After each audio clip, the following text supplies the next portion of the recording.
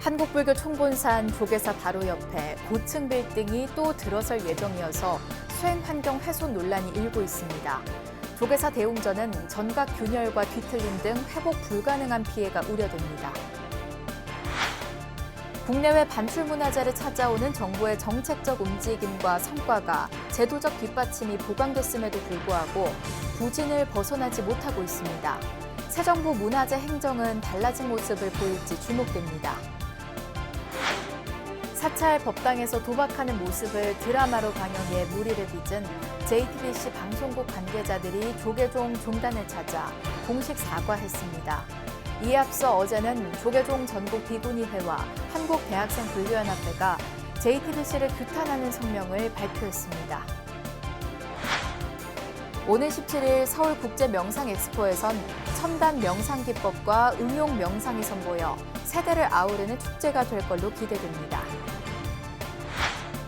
대한태권도협회와 세계불교 태권도 총연맹이 태권도 정신과 불교 사상을 널리 알리기 위해 손을 잡았습니다. 양측의 협력 속에 오는 9월 세계불교 태권도 오픈 대회가 개최됩니다.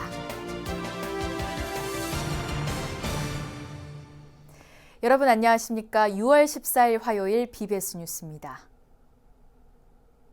한국불교 총본산 조계사 바로 옆에 70m 높이의 고층 빌딩이 또 들어설 예정이어서 수행 환경 훼손 논란이 일고 있습니다. 특히 조계사 대웅전은 직경거리 100m 안이어서 균열과 뒤틀림 등 회복 불가능한 피해마저 우려됩니다. 박관우 기자가 취재했습니다. 국내 유일의 전업재보험사 코리안리 재보험 본사 사옥이 있는 종로구 수성동 80번지 일반 상업지역인데 조계사가 위치한 역사도심 중점 경관관리구역으로 이어지는 도심 공간입니다.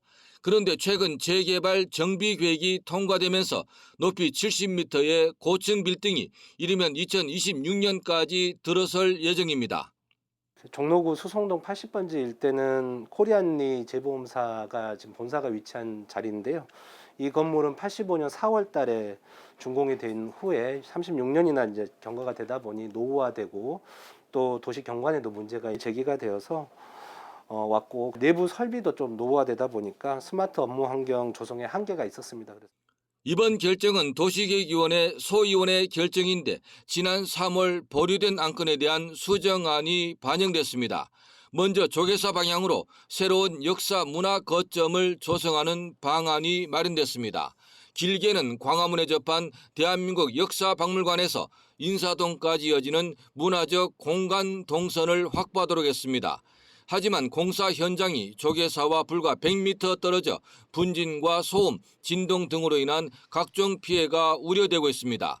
특히 서울시 유형문화재인 조계사 대웅전을 비롯해 경내 전각의 균열과 뒤틀림 현상 등 문화재 피해가 높다는 지적입니다. 저희는 지난 1995년도, 96년도 2년에 걸쳐서 한국일보를 재건축하겠다라고 하는 현대건설의 시공 과정 속에서 이미 대웅전이 한 차례 한번 흔들린 적이 있어서요. 이번에 서울시로부터 발표된 이 코리안리 재보험 빌딩에 대한 새로운 재개발, 신축 부분들에 대해서는 다시 재검토하지 않는 이상 저희 조계사는 정말로 강경 대응하지 않을 수밖에 없는 이러한 상황입니다. 코리안리 재보험 본사 사옥은 층간 높이 4m의 오피스텔로 건립되는데 조계사 방향엔 문화 녹지 공간이 집중 배치됩니다. 특히 층수가 낮은 곳에는 1000석 이상의 클래식 전용 콘서트홀과 함께 300석 규모의 공연장이 들어섭니다. 또 지면과 접하는 4개 층에는 가로 활성화를 위한 근린 생활시설이 조성됩니다. 예, 본 사업은 이제 정비 계획이 결정이 되었고요. 앞으로 이제 남은 절차들이 있는데 사업 시행자의 계획에 따르면 23년 말까지 건축 심의 그리고 실시 계획인가 관리 처분 인가 등 관련 인허가 등을 마무리하고 24년도에 착공한 후에 26년까지 준공을 할 계획입니다. 코리안리 신사옥은 앞으로 국제 현상 설계 공모를 통해 구체화될 계획입니다. 그러나 새로운 역사 문화 공간을 조성한다는 계획이 실제로 제대로 구현될지, 특히 공사 과정에서 문화재 균열 등 자칫 돌이킬 수 없는 피해를 어떻게 방지할지 주목됩니다. BBS 뉴스 박관우입니다. 국내외 반출문화재를 찾아오는 정부의 정책적 움직임과 성과가 제도적 뒷받침이 보강됐음에도 불구하고 부진을 벗어나지 못하고 있습니다. 작년 한 해 국가 예산을 통한 문화재 환수 실적은 최근 5년 새 가장 적은 5건에 그쳤는데요. 새 정부 문화재 행정은 달라진 모습을 보일지 주목됩니다. 문화재 환수 기획 리포트 두 번째 순서 박준상 기자입니다. 지난해 5월 국회를 통과해 공포된 문화재보호기금법 개정안입니다. 복권기금 등을 통해 조성하는 문화재보호기금을 국내외 중요 문화재 긴급 매입 시에도 사용할 수 있도록 했습니다. 당초 시행령에 규정된 조항을 상위 법령에 담은 것은 적극적인 기금 활용으로 중요 반출 문화재를 환수해야 한다는 취지입니다. 보호기금이 입법이 됐으니까 좀 적극적으로 나서셔서 그러니까 문화재청에다가 많은 예산을 주어서 해외에 흩어져 있는 진짜 중요한 문화재들을 환수하는데 국회의원들이 열심히 노력해 주셨으면 바람입니다. 이런 법적 뒷받침 속에 문화재청과 국립박물관에 배정된 환수 관련 예산 규모도 늘어나면서 지금은 연간 100억 원에 이릅니다. 하지만 실제 환수 실적은 오히려 내림세. 최근 5년을 살펴보면 2017년부터 2019년까지는 각각 7건, 11건, 13건을 환수하는 데 성공했지만 2020년에는 9건, 2021년에는 5건에 그쳤습니다. 제도적 여건은 나아졌는데 환수 실적은 오히려 부진한 이유는 뭘까? 코로나19로 인한 국제 간 대외 협력이 어려워진 탓도 있지만 문화재 당국의 적극적인 협상 의지 부족이 주된 이유란 분석이 나옵니다. 우리나라 문화유산이 가장 많이 가가 있는 데가 일본이기 때문에 일본에서 이것을 환수를 하는 작업을 꾸준히 계속 꾸준히 이렇게 할 필요가 있다 이렇게 생각합니다. 우리나라 문화재들이 어디 나왔다 했을 때 그걸 즉각 인수할 수 있는 그런 체제를 만들 수 있는 거거든요. 특히 국민들이 다 함께 보람을 느낄 만한 국보급 문화재 환수를 위해서는 이제는 접근 방식을 현실화해야 한다고 전문가들은 말합니다. 무엇보다 문화재청 예규에 문화재 긴급 매입을 결정하는 심의위원회를 꾸리게 돼 있는데 여기서 결정되는 경매응찰 상한액을 달라진 상황에 맞춰 보다 폭넓게 둬야 한다는 지적이 제기됩니다. 실제 국외 문화재 매입 현황을 보면 2014년 금리 사경은 응찰 상한액 초과로 인해 단 500만 원 차이로 낙찰에 실패했고 2016년 20억 8천만 원에 낙찰된 영산회도는 8천만 원 차이로 되찾아오지 못했습니다. 2014년 문화재청 구입비 예산은 36억 원이었지만 24억 4천만 원만 집행됐고 2016년 예산은 34억 원이었지만 단 400만 원만 사용돼 대부분 불용 처리됐습니다. 단순히 예산이 없어서 문화재 환수에 실패한 게 아니라 응찰 상한액 기준을 너무 낮춰 설정한 게 아니냐는 비판이 나오는 이유입니다. 국보급 문화재 환수 문제가 불거질 때마다 거론되는 7세기 백제 미술의 최고 걸작, 백제 금동가는 보살입상, 이른바 백제 미소불의 경우를 보면 일본 소장자는 150억 원을 요구하고 있지만 2018년 감정심사위가 40억 원 플러스 알파를 상한액으로 두면서 협상의 여지조차 없는 상황입니다.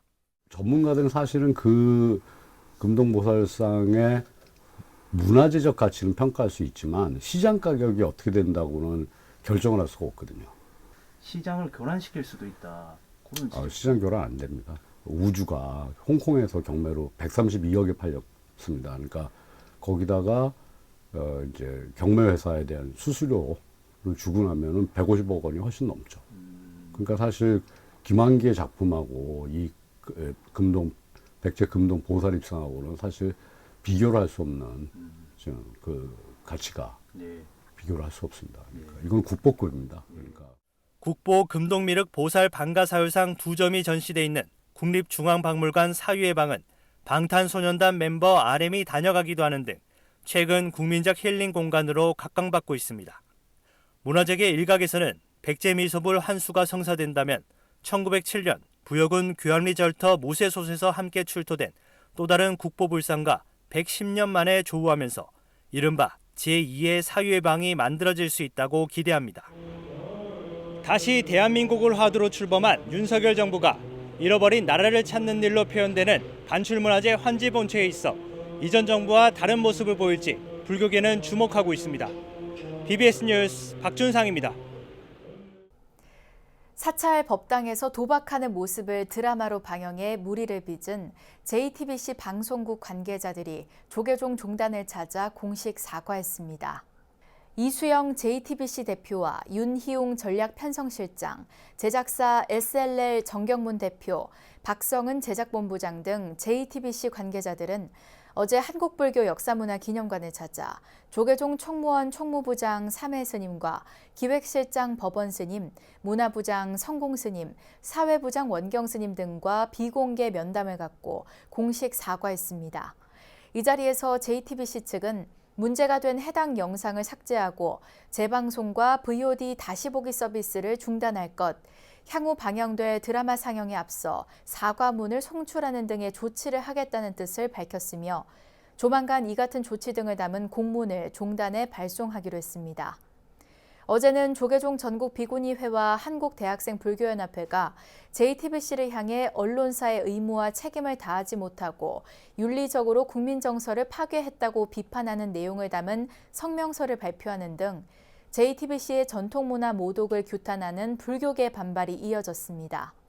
JTBC는 지난 8일 수목 드라마 인사이더 첫 방송에서 사찰 법당에서 도박하는 모습과 도박장 단속 후 스님이 유치장에 구금돼 있는 장면 등을 방영해 물의를 빚었습니다. 안동불교 사학연합회가 난치병 어린이 치료를 위한 후원금 1,000만 원을 조계종 사회복지재단에 전달했습니다.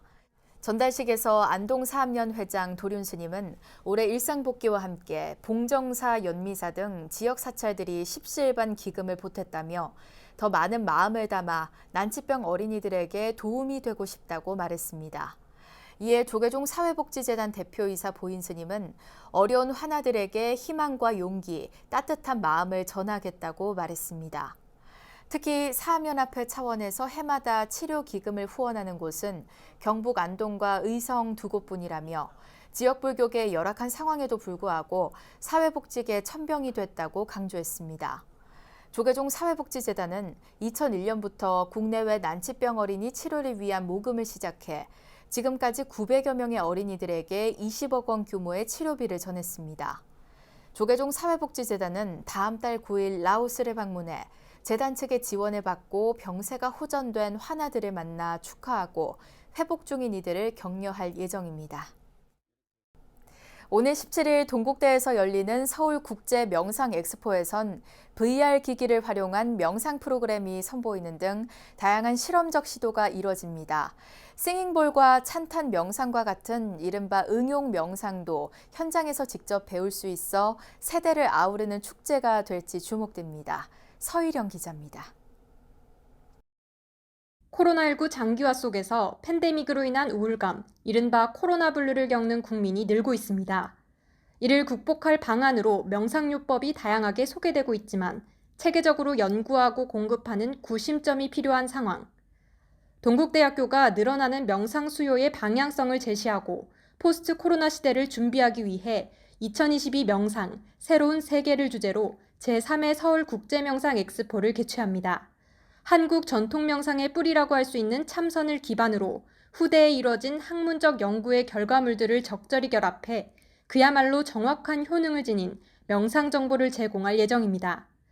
가장 중요한 점은 이제 동국대학교에서 이렇게 하는 만큼 학술적인 그 기반이 근거가 어디에 있느냐라는 것을 중심으로 해서 항상 응용 명상이나 이런 것에서도 정전적인 근거 이런 것을 항상 기반으로 해서 준비를 했다는 말씀을 드리고, 행사는 크게 학술 분야와 체험 분야로 나눠 진행되며 온라인과 오프라인 모두를 통해 참여가 가능합니다. 학술 분야에선 하버드 의과대학 교수 등 국내외 석학들과 전문 연구자들이 참여해 명상과 치유, 과학, 미래 사회를 주제로 3일간 강연과 토론을 펼칩니다. 특히 미래를 주제로 펼쳐지는 셋째 날엔 메타버스를 활용한 VR 기기 명상 프로그램을 실험적으로 도입해 상대적으로 명상에 대한 관심도가 낮은 MZ세대들과도 소통하겠다는 계획입니다. 더 이상 참선이나 전통적인 방식이 그다지 재미가 있지도 않고 참여율도 굉장히 낮거든요. 그러니까 VR 기기 안에 어떻게 명상 프로그램을 담고 젊은 사람들이 아주 짧게 2분, 3분, 심지어는 1분 30초 이런 명상을 통해서도 조금 더 우리의 내면 세계나 좀 더 자신을 좀 들여다볼 수 있는 그런 방법을 시험적으로 이번에 한번 구현을 해서 했고요. 체험 분야에선 코로나 거리두기 해제로 대중의 눈높이에 맞춘 실용성 높은 명상법을 현장에서 경험할 수 있는 기회가 마련됩니다. 사흘에 걸쳐 동국대 법학관 2층 좌선실에서 시간당 30명의 제한을 두고 싱잉볼과 응용 간화선 등 6개의 응용 명상을 직접 배울 수 있는 강의가 열리는데 이미 홈페이지 사전 신청이 모두 마감될 정도로 인기입니다. 동국대 불교학술원장 자광 스님은 올해가 명상 대중화의 출발선에 해당하는 만큼 이번 엑스포에서 만들어진 명상 모델이 앞으로 사회에서 지속 가능한 산업으로도 이어지길 기대했습니다. 각 기업체니 각 직장인이 정부에서도 이 마음 공부들을 많이 하고 있고 명상이라고 해서 많이 하고 있거든요. 이 동국대학교에서 개최한 이 방법을 모델로 해서 각자 마음 공부할 수 있도록 이런 작품을 하나 내놨으면 좋겠다. 내가 이런 생각을 갖고 있습니다. 이와 함께 동국대 중앙도서관 2층에선 VR 명상기기 오큘러스와 웨어러블 명상기기 뮤즈 등을 직접 사용해 볼 수 있는 명상 체험장이 열리는 등 다채로운 대면 행사가 이어집니다. BBS 뉴스 서희령입니다. 지리산의 천년고찰 화엄사에서 지난해에 이어 올해도 인도의 전통 수행법 요가를 배우고 체험할 수 있는 축제 한마당이 펼쳐집니다. 화엄사는 유엔이 정한 세계 요가의 날을 앞두고 오는 18일 오전 10시 경내 각황전 앞마당에서 화엄 하나 되다, 화엄 빛이 되다를 주제로 2022 화엄사 요가 대축제를 개최합니다. 이번 행사는 6월 21일 세계 요가의 날을 앞두고 사전 행사 형식으로 진행되며 누 트리베디 주한 인도 문화원장과 국내 거주 인도인, 요가인 등 500여 명이 참석합니다. 특히 인도 대사관과 인도 문화원의 도움으로 인도 요가를 체험할 수 있는 공연과 인도 전통 춤도 선보입니다. 이와 함께 사찰 음식 체험과 4사자 3층 석탑 사진대회, 어머니의 길 체험, 9층 암 차 체험, 화엄사 계곡 발담그기 프로그램 등도 마련됩니다. 화엄사는 세계 평화와 우크라이나 사태 종식을 기원하며 노랑, 파랑 양산을 이용해 우크라이나 국기를 만드는 퍼포먼스도 연출할 예정이라고 밝혔습니다. 한마음선언 창건주 묘공당 대행선사의 원적 10주기를 맞아 전 세계 비구니 스님과 여성 학자들이 한자리에 모여 각국의 비구니 승가 활동 현황을 조명하고 대안을 모색하는 국제학술대회가 열립니다. 한마음선언 대행선 연구원은 오는 17일과 18일 경기도 안양시 만안구 한마음선언 안양본원에서 세계 비구니 승가 현재와 미래를 주제로 국제학술대회를 개최합니다. 국내에서 세계 비구니 승단을 주제로 국제학술대회를 여는 건 이번이 처음입니다. 학술대회에는 전 샤카디타 인터내셔널 회장이자 미국 샌디에이고 대학 종교학과 교수 카르마 렉쇠 소모 스님, 미국의 둡텐 쬐된 스님, 미국 애나버 설련사 주지 하주 스님, 조계종 전국 비구니회 회장 본각 스님, 대행선 연구원 연구실장 해선 스님 등이 참석합니다. 이와 함께 대만 법고산대학 강사 창쇤 스님, 베트남 불교대학 불교영어학과장 류팝 스님, 모니카 베테 교토 중세 일본학 연구소장, 카와나미 히로코 영국 랭커스터대 교수, 모니카 슈림프 독일 튀벤겐 대학 교수 등 세계적인 석학들이 함께합니다. 전 세계 비구니 스님과 여성학자 등 참가자들은 국제학술대회를 마친 뒤 오늘 19일 영축 총림 통도사를 찾아 조계종 종정 중봉 성파 대종사를 예방하고 경주 불국사와 한마음선언 울산, 부산, 진주 지원을 참배할 예정입니다. 대한태권도협회와 세계불교 태권도 총연맹이 국기 태권도의 정신과 불교 사상을 널리 알리기 위해 손을 맞잡았습니다. 양측의 협력 속에 오는 9월 세계 불교 태권도 오픈 대회가 열리게 되는데요. 경쟁이 아닌 화쟁의 가치를 일깨우는 행사가 될 전망입니다. 정영석 기자입니다. 성재준 대한태권도협회 사무총장과 김욱한 세계 불교 태권도 총연맹 총재가 서명한 문서를 교환합니다. 국기 태권도와 동양의 정신이 오롯이 담긴 불교의 만남을 공식화하는 업무 협약을 맺은 겁니다. 이 같은 양측의 협력은 몸과 마음을 바르게 다지는 태권도 정신과 평화와 상생을 추구하는 부처님 가르침을 접목해 세계인들에게 수준 높은 한국 문화를 알리기 위한 목표로 이루어졌습니다. 앞으로 저희들 세계불교 태권도 총연맹과 대한태권도협회가 서로 좋은 점을 같이 해서 상호 좋은 일들만 있기를 바라겠습니다.